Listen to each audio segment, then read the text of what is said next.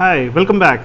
This is the 10th video in this series and I have an announcement to make. Now I observe that there are some students who are putting a lot of effort in solving these questions, and as a reward for their effort I would like to mention their names in the next video. So feel free to comment as soon as you get the answer. Alright, let's start with the solutions to challenge problem number 9.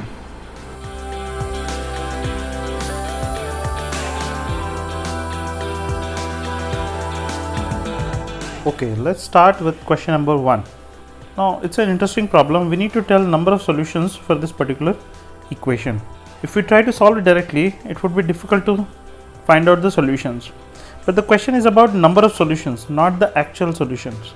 So one way to solve these type of questions is using differentiation. Let's consider a function sine of cos of sin x minus cos of sine of cos x. I have taken basically LHS minus RHS. Now if I differentiate this function, we have to apply chain rule here. Minus, so if I take minus sign common outside, now in the interval between 0 to pi by 2, here sin x and cos x both are positive. Therefore, this entire f dash x will be negative. Implies f is decreasing function. If that is the case, then the maximum value will be achieved at the lowest point of the interval, which is 0. So let's find out what is f0. This I can simplify. I write sin 1 as cos of pi by 2 minus 1, because we know that sin theta is equal to cos of pi by 2 minus theta. This, if I apply the formula of cos c minus cos d, now this quantity is positive, this quantity will be negative, because 1 radian is approximately equal to 57 degrees and we have here pi by 4 which is 45 degrees. So therefore this value will be a negative angle, sign of negative angle will be negative. So therefore we will get the entire thing as positive. Therefore f0 is positive.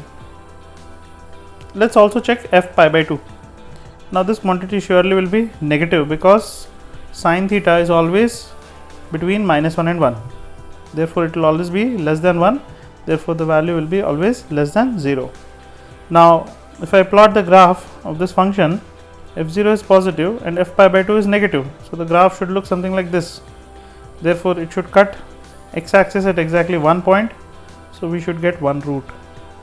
So answer is 1. Since the question only talks about finding out the number of solutions and not the exact solution, so therefore we can use this method to find out the answer.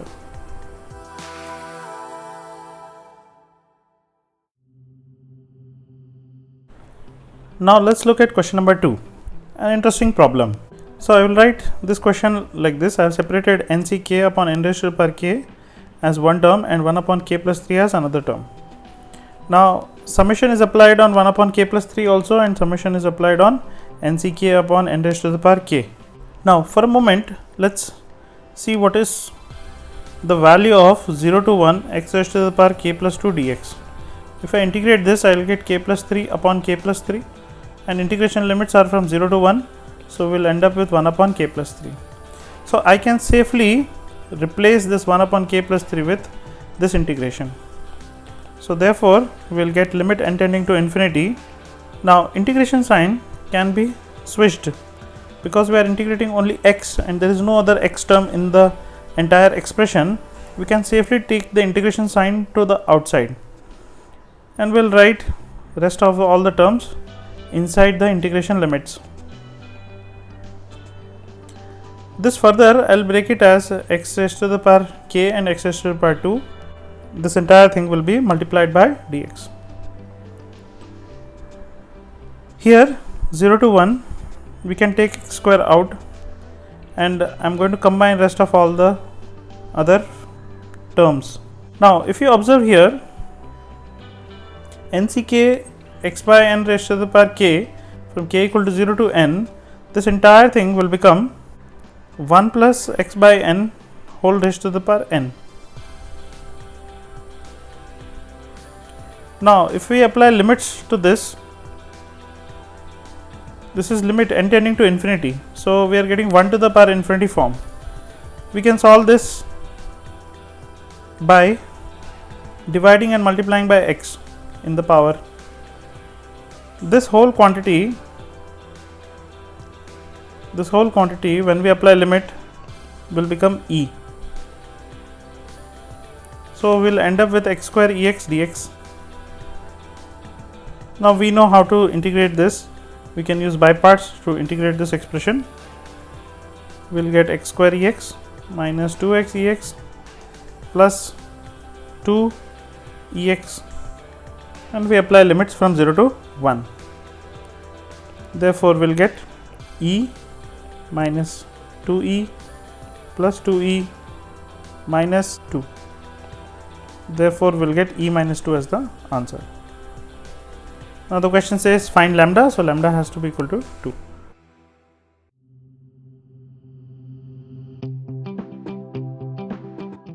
Now is the time for third question. Now this question looks like a trigonometry based question, which we will solve using complex number. So it is given that cos alpha, cos beta, cos gamma is equal to 2 by 3. I am going to write the reciprocal of it. Sec alpha, sec beta, sec gamma is equal to 3 by 2. We can write sec alpha as 1 plus tan square alpha under root. Similarly, now using complex number, we know that if I take mod of x plus iy, this is equal to under root of x square plus y square. Therefore, here we can write that this is tan alpha plus I modulus, this is tan beta plus I modulus, and this is tan gamma plus I modulus, which we can combine. So if I multiply all the terms, let's do 2 at a time. So I'll write tan beta tan gamma plus iota times tan beta plus tan gamma plus iota square, which is minus 1. If I multiply with tan alpha, so we'll get these terms.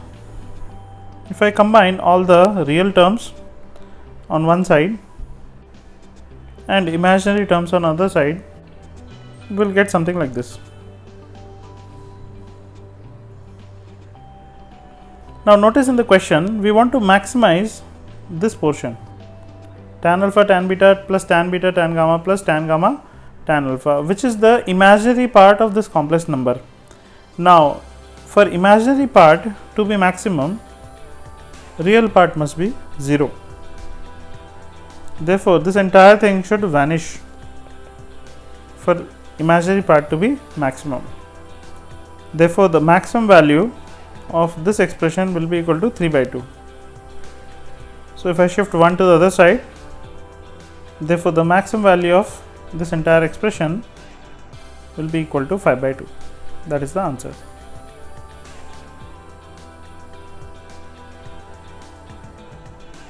So even though the question looks like a trigonometry question, but we solved using complex number. Another different approach for solving a problem. Now is the time for challenge problem number 10. Now these are some really tough questions on polynomials. So try solving them and write the answers in the comment section. I'll be waiting for your answer.